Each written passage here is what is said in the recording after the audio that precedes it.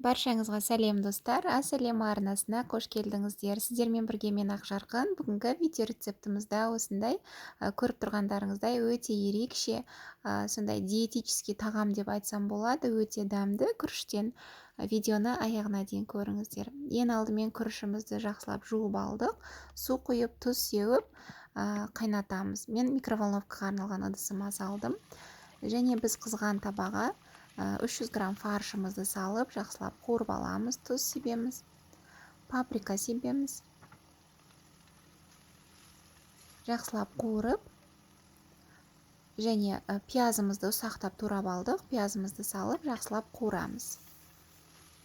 Баяу отта 10-15 минут қақпағын жаба отырып, бұқтырып пісіріп аламыз.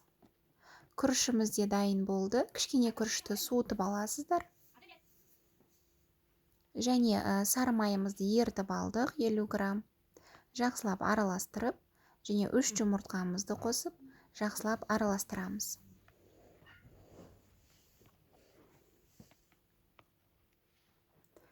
Енді бізге 3 жұмыртқа керек болады, оған тұз салып, жақсылап араластырып, дайындап қоямыз.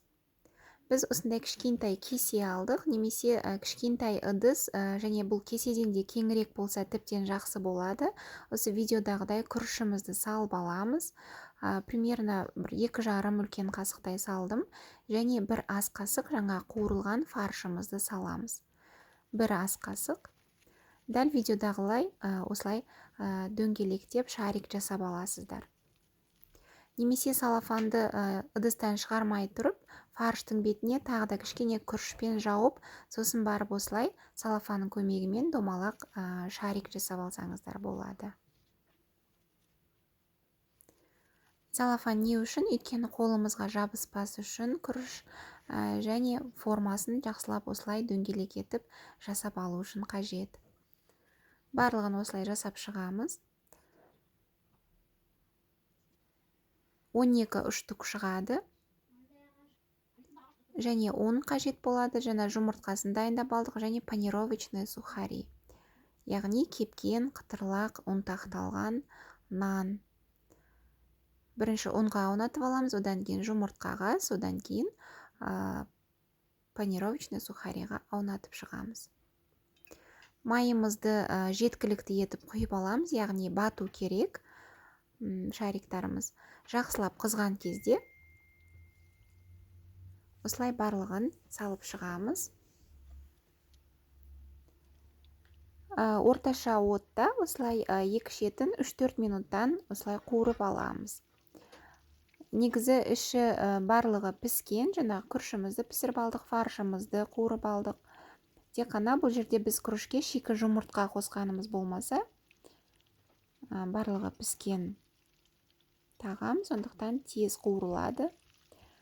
Мінекей осындай әдемі, ерекше дәмі, сондай ерекше дәмді болды қыздар. Балаларға, отбасыма өте қатты ұнады. Рецепт ұнаса, міндетті түрде жасап көріңіздер. Және каналға тіркелмеген болсаңыз тіркеліп, өз пікіріңізді жаза кетіңіз. Және видео ұнап жатса лайк басуды ұмытпаңыздар. Сіздермен болған Ақжарқын, сау болыңыздар.